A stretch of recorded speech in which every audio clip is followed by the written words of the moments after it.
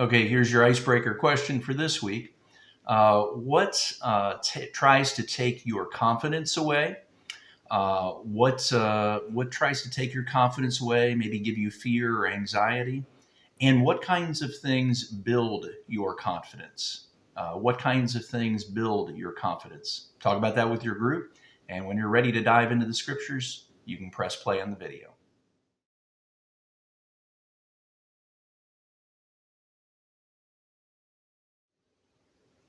We're continuing in Romans, and we're in the middle of chapter 8, where Paul is starting to take all of these different images and bring them together and talk about the implications of these things. Law of sin and death versus law of God, slaves and masters, and who it is that we choose as our master. And then he brings in last week flesh and spirit, and what it means to have the Spirit of Christ and to walk by the Spirit of God and to be called children of God. Um, and then he starts to talk about suffering in this world.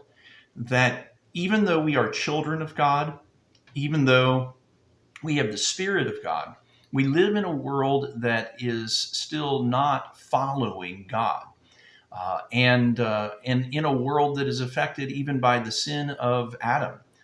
And so, because of that, people's bodies are breaking down and they die. And we are in a world where we have to work by the sweat of our brow and have the pain of childbearing and things like that, all because of what Adam and Eve did. So we're in a world that is not designed like the Garden of Eden or like the new heavens and the new earth that we're going to experience when we get to be with God face to face. Right now, we're in sort of an in between time where the world is hurting and groaning and breaking down, and our bodies are breaking down and so forth.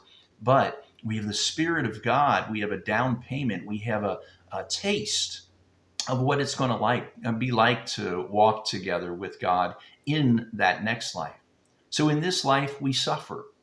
We do have things that get to us, and we do have suffering that we go through. And so, read the passage and then talk about that a little bit. According to this passage, what causes suffering in this life? What is going on with the world and with us that is bringing about suffering? And then, when you're ready to continue, press play on the video.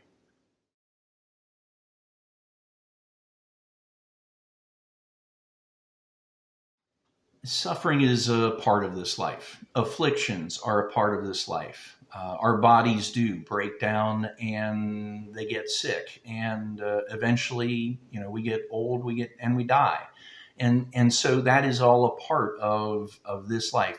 God doesn't promise to remove us from that. This life is a part of our process of learning about God, drawing near to God, choosing God, so that when we get new bodies that won't break down and we live in the new heaven and the new earth, we know that we are with God because we chose to be with God.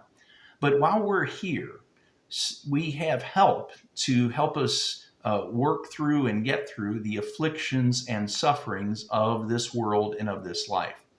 And Paul starts to talk about how we get help for that. In fact, Paul starts to talk about who helps us. So read this passage and talk about that.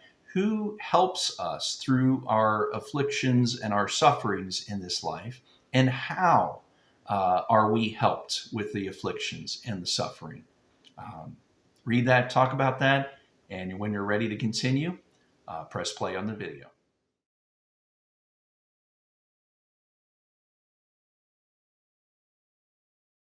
The suffering that we have in this life is not just because Adam and Eve got kicked out of the Garden of Eden.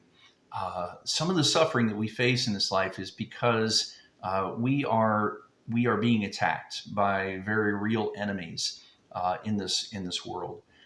Ones who try to charge us, to condemn us, tempt us, and try to separate us from God. Paul talks about that here. And now that we have this picture of God dwelling inside of us, that the Spirit of God, the Spirit of Christ is within us. Paul talks about how we are able to stop the attacks. In fact, we don't even have to stop the attacks. God stops the attacks that bring charges against us, that try to condemn us, that try to separate us from God.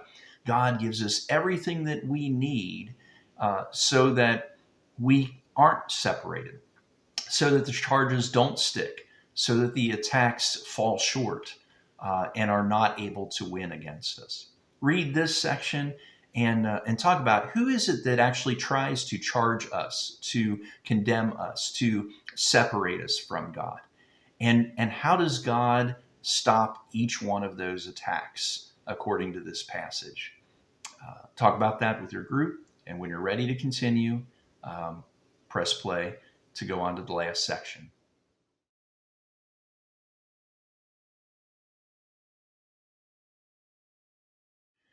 Well, we've been going through a section that in Romans 8 filled with implications. And we finished up last week by talking about the implication that we are children of God. Now we finish up the chapter with the implication, the recognition that no one can take that away from us. That all of these attacks, the ones that are trying to condemn us and separate us from God, that none of those attacks will win. Nobody can pry us away from God. If we want to be with God, God gives us everything that we need to walk with Him here, even in the midst of a world that tries to pull us down and give us afflictions and suffering and even spiritual enemies that attack us. God gives us everything that we need to fight against that, to win against that every time, and to walk with God here as we look forward to being with God face to face in the next life. As you read this last section, just let those words just fall on you and fill you up with encouragement, so that you have confidence in what God is doing in you and has done for you and continues to do for you. I even like to call that, I don't call it confidence, I call it Godfidence. I have confidence in God. Let that sink in, that nothing and no one can separate you from the love of God that is in Christ Jesus. Nobody can pry you away from God. Then take the time to pray for one another, that all of us will believe that truth, that we will hold on to that truth, that we will not let anything in this world, in this life, convince us otherwise.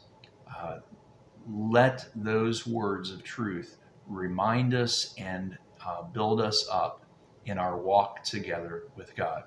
Pray for me also that I will always remember this and hold on to it as well. I know that I'm praying for you, that God will fill you with His Spirit so that you will experience the fruit of God's Spirit, and then you will know every day, every moment, that you are walking together with God and that no one can take that away. God bless.